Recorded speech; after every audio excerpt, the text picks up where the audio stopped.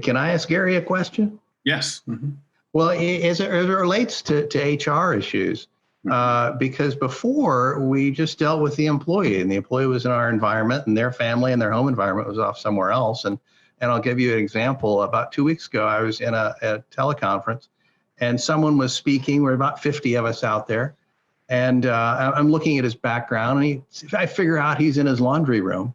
Well, as he is speaking, a family member comes in her pajamas and starts doing the laundry while he's doing his presentation to 50 people. Well, she's not an employee, so how do you deal with those kinds of situations as an employer when they got thrown into this environment? They've only got so much flexibility.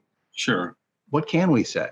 Well, I go back to what Dr. Hornsby said. I mean, I think that you talk to that employee one-on-one and you try to ascertain whether or not that was a one-time occurrence, or whether or not they are really dealing with a situation where maybe their response is, you know what, I've only got 3 rooms in my house. And so there's always going to be someone in one of those rooms. So I'm very limited in what I can do.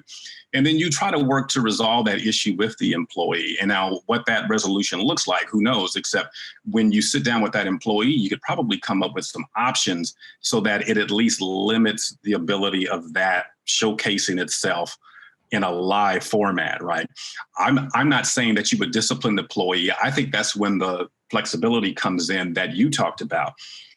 It was out of the employee's control. They're probably going to be seeking advice from their supervisor as to what should I do, because I don't see any options.